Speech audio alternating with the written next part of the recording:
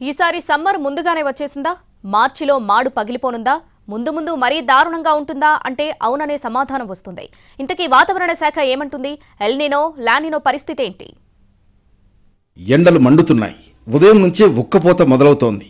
బయటకు వెళ్లాలంటే భయం పుట్టిస్తున్నాడు భానుడు. ఇప్పుడే ఇలా ఉంటే ఏప్రిల్లో మంట ఎలా ఉంటుందోనని భయం వేస్తోంది. ప్రస్తుతం అన్ని కాలాలు ఆలస్యంగా ప్రారంభమవుతున్నాయి. పోయిన ఏడాది చలికాలంలోనూ ఎండలు దంచికొట్టాయి. కానీ ఇప్పుడు మాత్రం వేసవి ముందుగా వచ్చేసింది. తెలుగు రాష్ట్రాల్లోనే కాదు, దేశవ్యాప్తంగా ఎండాకాలం ముందుగానే పలకరించిందన్నది వాతావరణ శాఖ మాట.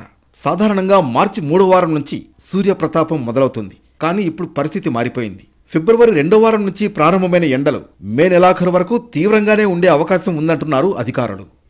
2016 మార్చి 2వ వారంలో రికార్డు స్థాయిలో 40 డిగ్రీల టెంపరేచర్ నమోదైంది. మార్చి 3వ వారం నాటికి దాదాపు 44 డిగ్రీల వరకు చేరింది. ఈ ఏడాది కూడా అవే రికార్డులు భానుడు తిరగరాస్తాడని లెక్కలు కడుతోంది వాతావరణ శాఖ. తీవ్ర స్థాయిలో ఎండలకు ఎల్నినో కారణమని చెబుతోంది ఐఎండీ. పసిఫిక్లో నవంబర్, జనవరి మధ్య ఉష్ణోగ్రతలు సాధారణం కన్నా 2 డిగ్రీలు అధికంగా నమోదయ్యాయి. దీని కారణంగానే ఎల్నినో ఏర్పడింది. ఫలితంగా ఈ ఏడాది అధిక ఉష్ణోగ్రతలు ఉంటాయని గత 6 నెలల ముందే అంచనా వేశారు. అలాగే లానినో ప్రభావంతో జూన్ మొదటి వారం నుంచి వర్షాలు పడే ఛాన్స్ ఉందని వాతావరణ శాఖ చెబుతోంది. మొత్తానికి ఈసారి ఎండలు మండించినా ఎల్నినో పోయి లానినో వచ్చి సమయానికి వర్షాలు కూడా కురుస్తాయని అంచనా కడుతోంది వాతావరణ శాఖ.